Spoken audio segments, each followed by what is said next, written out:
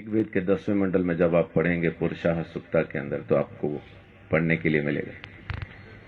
परमेश्वर को पहचाने कैसे कि वो मेरे लिए मर रहा है, उसके बारे में लिखा है कि अश्वमेघ यज्ञ का घोड़ा जिस तरह से अलग किया जाता है, वैसा ही वो पुरुष भी जब बलि किया जाएगा अलग किया जाएगा, और उसके सिर पे कांटों का गुच्छा सिर्फ इसलिए रखा जाएगा ताकि आप पहचान पाएं ये है वो मुक्तिदाता जो मेरे लिए मरता। ये बात मैं परमेश्वर की कर रहा हूं, ईसाइयों की कर नहीं रहा। ईसाई की सुन के अगर समझ के सुनेंगे, आपकी समझ के बिल्कुल बाहर बातचीत है। एक ईसाई बोलता है, हिंदू सुनता है, कुछ समझ में नहीं आता। लेकिन जब एक पापी बोलता है मैंने उद्धार पाया, आप भी पा सकते हैं और परमेश्वर की जरूरत आपको भी है, तो समझ में आने लगता। तो इसलिए हिंदू मुस्लिम सिख ईसाई की चादर तो पहले उतार के फेंक दे। परमेश्वर चाहिए तो हिंदू को मिलेगा नहीं, किधर भी लिखवा लो। सिख को मिलेगा नहीं, मुसलमान को मिलेगा नहीं, ईसाई को मिलेगा नहीं, मिलेगा इंसान को। उस इंसान को जो पापी है, स्वीकार करता है कि मैं हूं पापी और मुझे एक मुक्तिदाता की जरूरत है, उसी को तो मिलेगा। पहलवान को डॉक्टर की क्या जरूरत है? जरूरत तो मरीज को है। तो धर्मी को परमेश्वर नहीं चाहिए, परमेश्वर तो पापियों को चाहिए, और पापियों को बचाने ही वो जमीन पे आया है, यही उसकी मोहब्बत है। तो मैं अपनी बात को यहां खत्म करता हूं कि परमेश्वर प्रेम है। बाइबल के अंदर लिखा है, पहला यूहन्ना की पत्री में 4 अध्याय में लिखा है कि परमेश्वर प्रेम है। उसके प्रेम को समझेंगे तो आप अपने पापों से मुक्ति पा सकेंगे। दोबारा जन्म होना नहीं है आपका। माफ कीजिए, एक चीज ये छोटी सी क्लियर करके मैं अपनी बात को खत्म करूंगा, क्योंकि अपन को शैतान ने एक वहम में डाला हुआ है कि इस जन्म में नहीं तो अगले में मुक्ति हो जाएगी, इसलिए अपन आराम से बैठे। कहने वाले ने कहा था काल करे सो आज कर, आज करे सो अब, पल में प्रलय होगी, बहुरी करेगा कब। लेकिन शैतान ने बोला आज करे सो काल कर, काल करे सो परसों। इतनी जल्दी क्या पड़ी है जब जीना है बरसों। बच्चे, आपका नाम क्या है? ध्रुव। आपके बच्चे कहां हैं? अजीब सवाल है। उम्र क्या है आपकी? 9 साल के बच्चे से मैं पूछ रहा हूं कि आपके बच्चे कहां हैं? आम के पेड़ पे जो मई जून में आम लगने हैं, इस वक्त कहां हैं? बहुत बहुत शुक्रिया। गुरुजी कहते हैं आम में, उसी पेड़ में वो आम है जो मई जून में दिखाई देंगे। तो ध्रुव के बच्चे कहां हैं? ध्रुव में।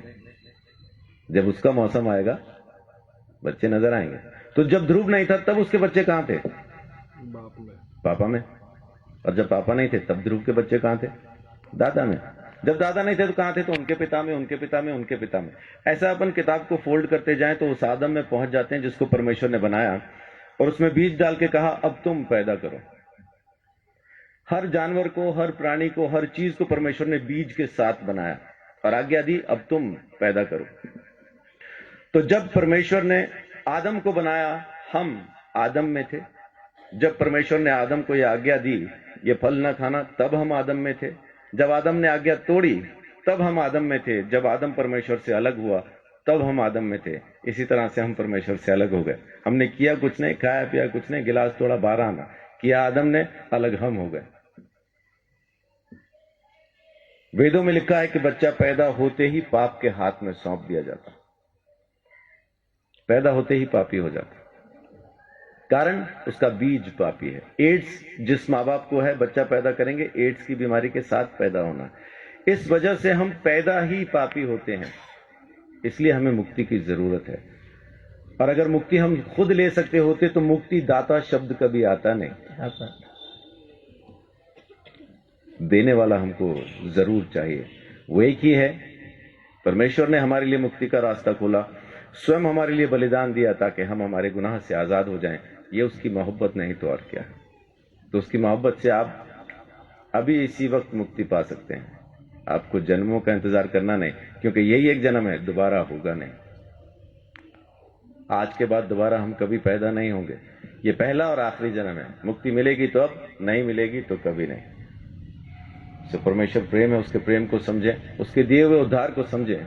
यीशु मसीह ने मेरे लिए मेरे सारे दंड को सह लिया और मेरे गुनाहों से मुझे आजाद किया। ये काम उसने आपके लिए भी किया है, बस आपको स्वीकार करना है। परमेश्वर आप सबको बहुत आशीष दे। बड़ी बात है।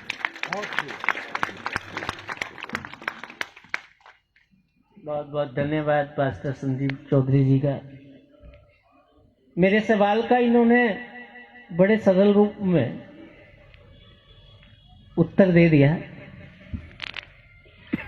और अगर यही चीज हम सभी के समझ में आ जाए तो हमारा भटकाव खत्म हो जाए। मैं इनका बहुत बहुत धन्यवाद करता हूं कि इस गुरुदेव के रचित सर्वधर्म सम्मेलन के अंदर आपने पहुंचकर इस उत्सव की शोभा बढ़ाई है। मैं आपका बहुत शुक्रिया अदा करता हूं।